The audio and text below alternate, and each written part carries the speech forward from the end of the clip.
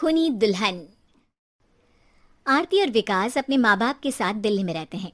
Journalist होने की वजह से विकास को बहुत बार काम के लिए देर रात तक ऑफिस में रहना पड़ता है, जिस पर ज्यादातर आरती जागकर उसका इंतजार करती रहती है।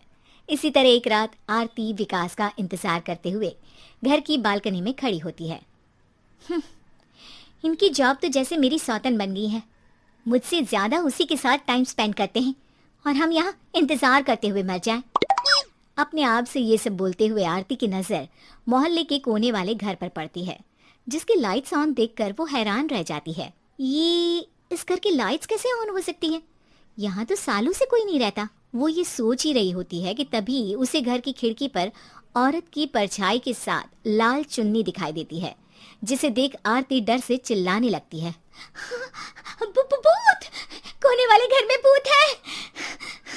आरती की आवाज सुन उसके घर वालों के साथ मोहल्ले के लोग भी अपनी बालकनी में निकल आते हैं। अरे क्या हुआ? आधी रात में बावरों की तरह क्यों चिल्ला रही है? भूत! वहाँ भूत है! आरती की बात से सब उस घर की तरफ देखने लगते हैं, लेकिन वहाँ कुछ नहीं होता। भाभी जी, लगता है आपने सपना देखा होगा। मैं बालकनी में खड़ी होकर सोऊंगी क्या?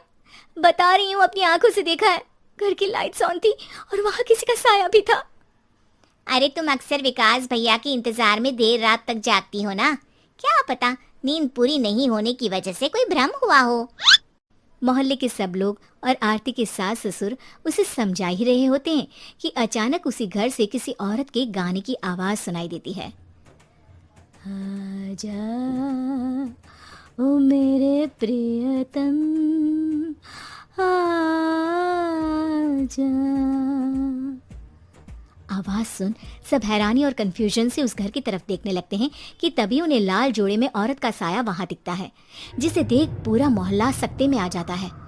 अरे ये तो कोई दुल्हन है। अरे नहीं नहीं, भूत नहीं है। अरे फिर तो पक्का तेरी दुल्हन है। अरे नहीं नहीं, वो तो मायके गई है। हद है, पहले इससे निपट ले, बाद में इस पर डिस्कशन कर लेना। बड़ा भ्रम बोल रहे थे ना, अब फटी ना सबकी।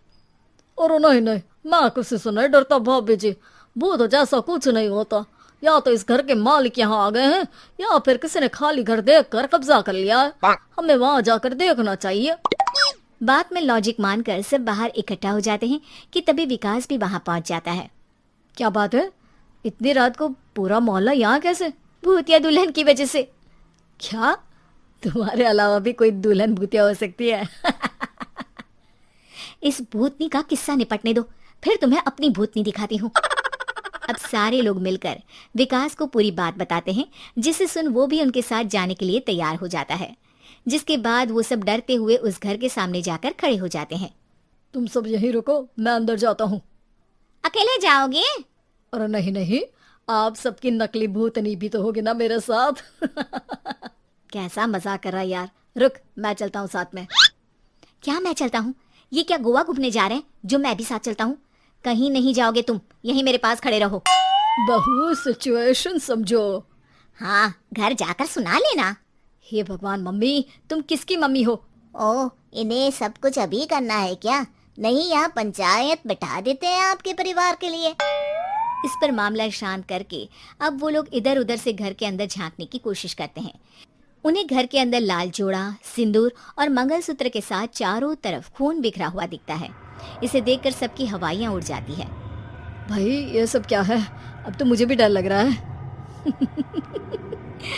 आ गए मरने, अब तुम्हें मुझसे कौन बचाएगा?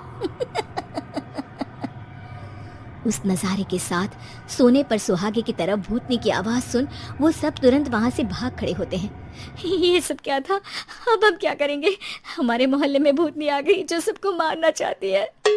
ओ भाभी जी, मैं फिर बोल रहा हूँ, भूतनी जैसा कुछ नहीं होता। मुझे तो पक्का यकीन है कि यहाँ किसी गलत इंसान ने गलत काम करने के लिए कब्जा कर लिया है और लोगों को घर से दूर रखने के लिए ये सब कर रहा है। तुम इतने यकीन के साथ कैसे बोल सकते हो?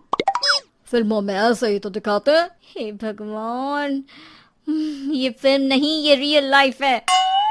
हमें शांति से कुछ सोचना चाहिए। सब हमारे घर चलो। सब आरती के घर में इकट्ठा हो जाते हैं।